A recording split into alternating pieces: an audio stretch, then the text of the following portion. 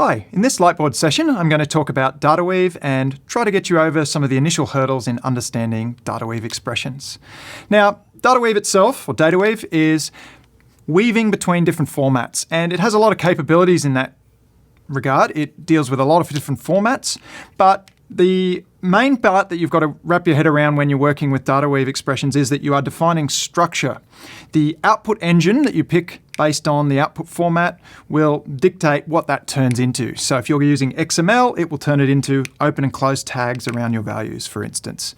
So the first part of your DataWeave you need to know about is the header. So the header directives specify what output engine to fire up or what output format to use. So there is an output keyword, and then you can feed in something in here. So this could be application/JSON to output JSON. You could do XML. You could even go to Java if you want to create Java objects. So there are a wide range of formats that DataWeave supports.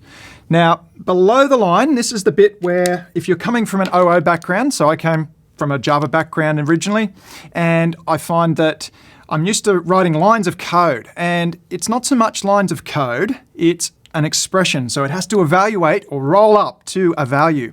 So when we're talking rolling up to a value, it's something like an object or a string or a number, an array. It needs to work out to something that you can then turn into an output format.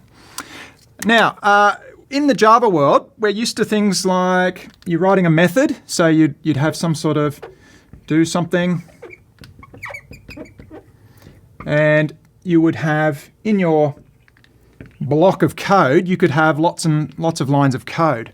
Now, this expression here is almost as if in the Java world, if you were only allowed to put something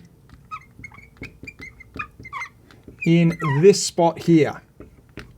Okay, so you're not allowed to do the lines of code that stand on their own. You've got to come up with an expression that is then returned by this function, because you can sort of think of these as functions that are trying to transform your data from one thing to the other. Okay, so you're allowed to put something there, and that needs to equate to an object, an array, a string, a number, a date, something like that. So this part below the header is the important part as far as how DataWeave is going to come up with its structure. So it's a little bit like JSON with functions overlaid. Now, JSON has very limited syntax. It's got curly brackets, square brackets, strings, and so on. So very similar to that, but perhaps not as picky about putting strings around something. So if I wanted to create an empty structure, I could use curly brackets. That would create, in the Java terms, it would create an empty hash map. If I was going to JSON, it would just look exactly the same. So it depends on the output format what that will be turned into. Now, if I want to put key value pairs in DataWeave, I've got to put my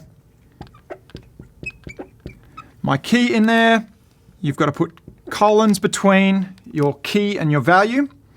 And unlike JSON, you don't have to put quotes around your keys unless there's some sort of reserved keyword.